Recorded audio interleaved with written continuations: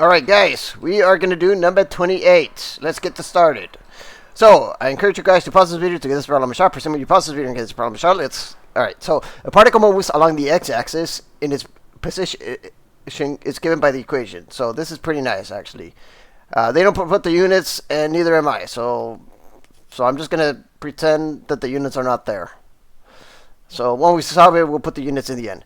So with x in meters and t in seconds, determine its position when it changes and its velocity when it returns to its position. Alright, so its position when it changes direction. So in this graph, if you were to graph this or put it on decimals or put it in your TI-84 calculator, which is all of them, you can definitely do that. I mean, why the heck not?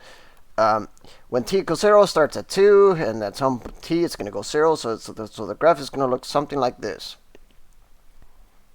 Maybe not like that, but something like that. It's a parabola, and the question is asking its position when it's changing direction. So here, think of it as when x increases horizontally, the output goes up and up and up.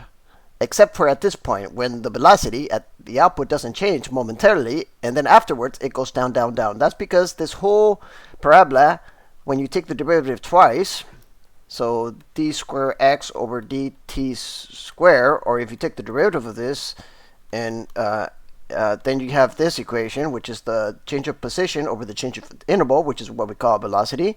And once you have that, here you have 8. So if you're familiar with your algebra rules, the whole point is that the change of position is the velocity. The change of velocity is the acceleration. And you know, once you have one equation, especially your x, or you have your acceleration, you can integrate, or whatever the heck you guys do, then you can use your rules of calculus to figure the rest out. And then take t, solve for the acceleration, manipulate the algebra, or memorize it, or whatever the heck you guys want to do. If you're an engineer, do not memorize it. Don't be an idiot. But if you're just taking a math class because it's a requirement, then yeah, go ahead and memorize.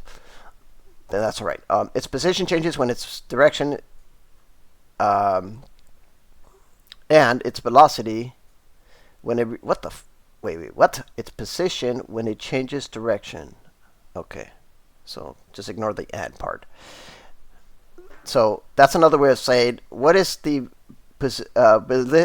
when it changes direction. That implies when the change of position over the time interval is 0. That means when this is 0, and then you have this equation, then the t here is going to be 3/8.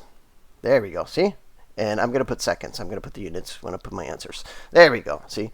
And its velocity when it returns to its position at t equals 0. When t equals 0, then that means that you're going to let the output be 2. And I think I screwed up on my answer. I let x be 0 like a dumbass.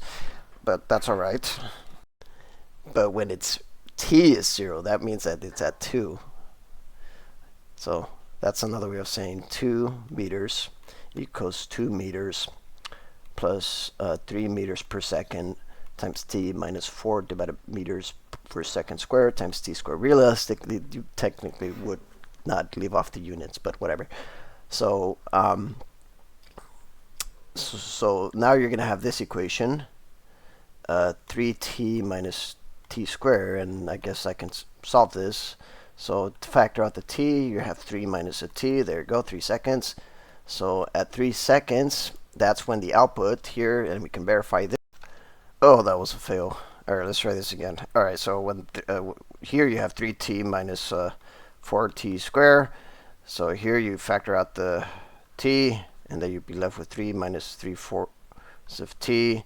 So t is going to be 3/4 seconds, or in this case, seconds. All right, so let's verify this.